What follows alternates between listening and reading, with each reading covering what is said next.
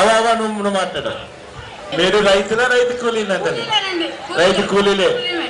అదే ధనమ్మ చెప్పినట్టుగానే మీరు కూడా అదే పరిస్థితే కదా. మేము ఇక్కడ నుంచి మమ్మల్ని బలవంతంగా పంపిస్తే మేము ఎక్కడికి పోగలుగుతాము? ఇక్కడ భూములన్నీ లేకపోతే మేము ఎక్కడ పని చేసుకోగలుగుతాము? ఈ నుంచి మేము 30 కిలోమీటర్లు 40 కిలోమీటర్లు 50 కిలోమీటర్లు పోవాలంటే మేము ఎలా బతుక్కోగలుగుతాము? ఇప్పుడు ఉన్న ఇళ్ళన్నీ మా ఎన్ని ఇక్కడ ఉన్నాయి. నెలకు దాదాపుగా మేము 800 రూపాయలు మొగుడు పిల్లలను కలిసి సంపాదిస్తా ఉన్నాం.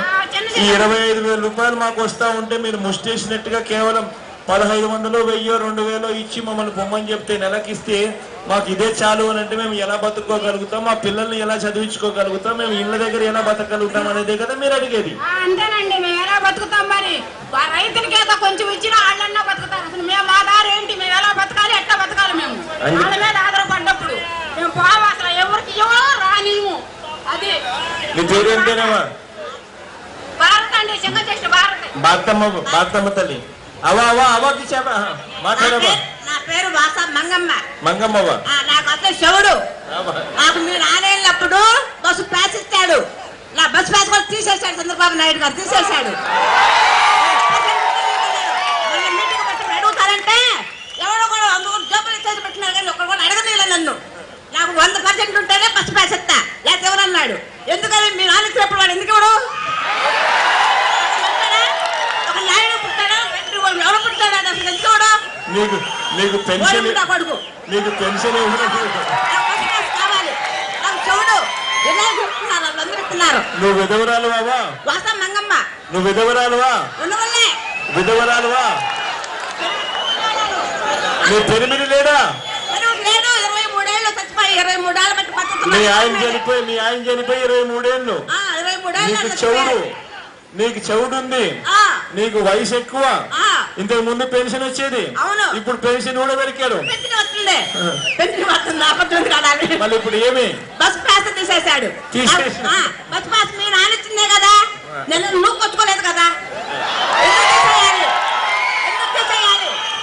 మన అడుగుతానన్నా సంఘంలో వద్దు, అడుగుతానికి వీల్లేదన్నారు ఆ రోజున. మరి అంతే గట్టిగా అడుగుతా ఉండేవా? ఎంఆర్ఓ అడుగు గట్టిగా అడగమని ఆర్కేం చెప్తాడు. ఉండవల్లి గ్రామంలో భూమి ఉంది. ఈ గ్రామంలో ఇక్కడ ప్రధానమైన సమస్య ఏంటంటే ల్యాండ్ పూలింగ్ రాజధాని అనేది సమస్య. 29 ఎకరాల్లో 29 గ్రామాల్లో దాదాపు ఫస్ట్ వ్యక్తిగా 30,000, తర్వాత విడత 30,000, తర్వాత విడత 30,000. 185 కిలోమీటర్ల పరిధిలో కృష్ణా గుంటూరు జిల్లాల్లో దాదాపు పూర్తిగా సారవంతమైన భూమి. కృష్ణా నది పర్వకంగా 2 పక్కల ఉన్నాయి. ఈ 13 జిల్లాలకి మనిషికి గుండెకాయ ఎట్లాంటిదో ఈ భూములు అట్లాంటి భూములు. ఇక్కడ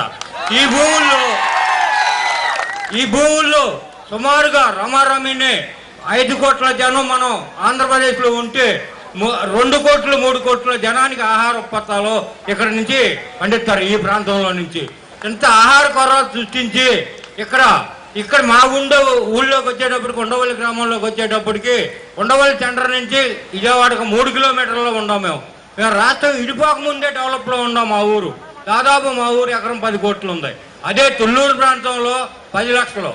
10 లక్షలకి ల్యాండ్ పూలింగ్కి ఆయన ఇచ్చే గజాల రేటు ఒకటే, 10 కోట్ల భూమికి ఆయన ఇచ్చే గజాల రేటు ఒకటే. కనుక మేము ఇట్లా ఇచ్చే ఎకరం భూమి ఇచ్చే 4 భాగాలు అంటున్నాడు. ఒకటి రోడ్లకి, ఒకటి గవర్నమెంట్ అమ్ముకోవడానికి, ఒకటి రోడ్డు వేసిన ఆయనకి, ఒకటి భాగం రైతులకి అంటున్నాడు. దాదాపు 40,000 మంది వ్యవసాయ కార్మికులు, రైతు కూలీలు మొత్తం కూడా ఇక్కడి నుంచి బిచ్చమెత్తుకునే పరిస్థితి దాపరించిందని చెప్పి నేను మనంగా చెప్పుకుంటున్నాను. అయ్యా, మా పరిస్థితి ఏంటంటే జగన్మోహన్ రెడ్డి గారు మీరు ప్రతిపక్ష హోదాలో ఉన్నారో ఈ రాష్ట్రంలో మీ అండ చూసుకొని మేము ఎంతో కొంత ధైర్యంగా నుంచున్నాం అనేది నేను సమయంగా చెప్తున్నాను. మాకు మా పాకలు దగ్గర పెట్టారో అట్లాగే మాకు పోలీసులు స్టేషన్లకు తీసుకెళ్లి విచారణలు పెడుతూ రోజులు ఏది ఇచ్చారో మాకు కొంటి మీద కొనుక్కు లేదు.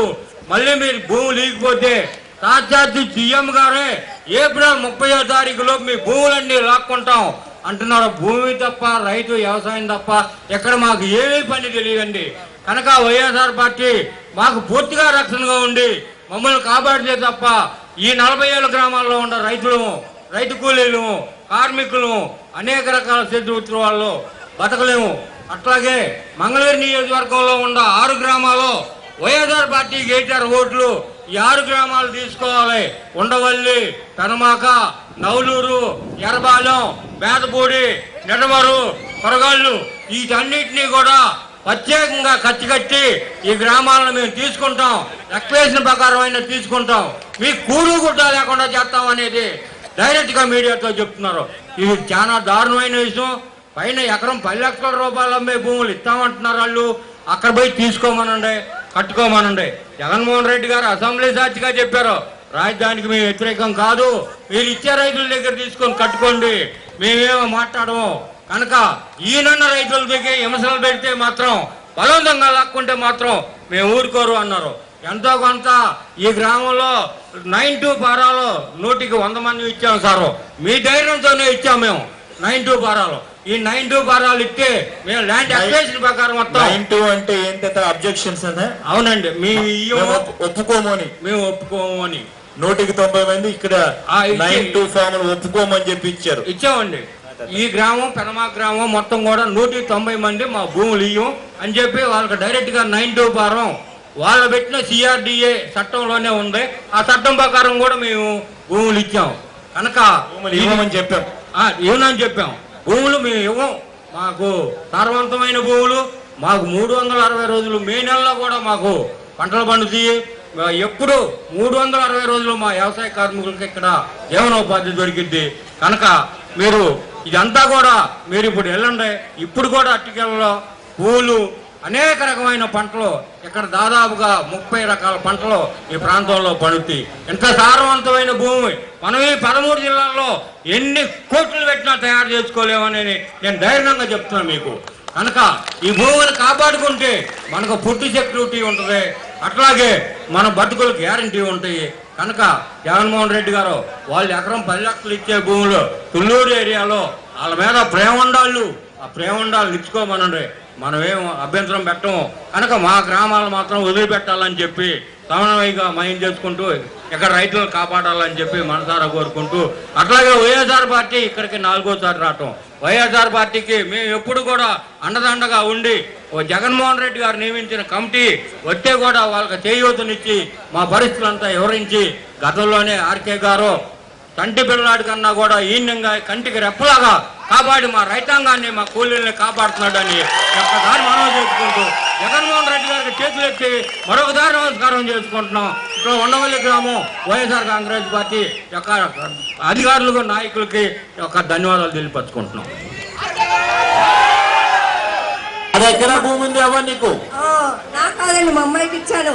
మాకు 2 మనమని చదువుకున్నారు, ఉద్యోగాలు అంటున్నారు. మా మనవలకి ఇవ్వచ్చు కదా, బీటెక్ చదివారు, ఇవ్వచ్చు కదా. మాకు ఏమన్నా ఇచ్చారో పొలం తీసుకుంటా ఉంటే టెన్షన్ పడిపోతున్నాం. అన్నం తిని నిద్ర కూడా పోవట్లేదు.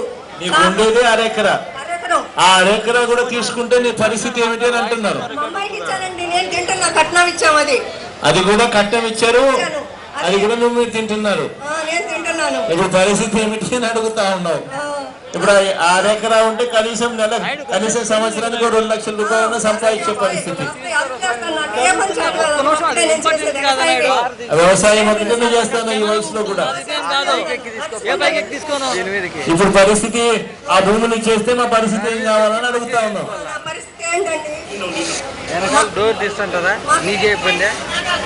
అవ్వా ఎవరు నీ భూములు తీసుకోలేరవా, నేను చెప్తా ఉన్నా కదా, అన్ని రకాలుగా తోడుగా ఉంటాం. ఎవరు కూడా బలవంతంగా తీసుకునే అవకాశం లేదు, పరిస్థితి లేదు, గట్టిగా తోడుగా ఉంటాం. ఉద్యోగాలు ఇస్తా ఉన్నారు కదండి, మాకిద్దరు మనల్ని చదువుకున్నారు, బీటెక్. ఉద్యోగం ఏముందా ఇస్తారా? జాబ్ వస్తేనే జాబ్ వస్తుందని ఆ రోజు అన్నారు.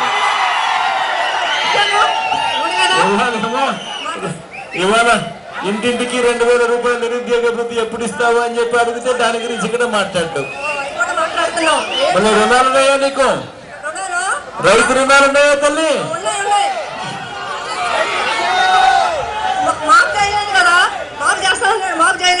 ఈ మండలంలో కూడా చేయలేదు,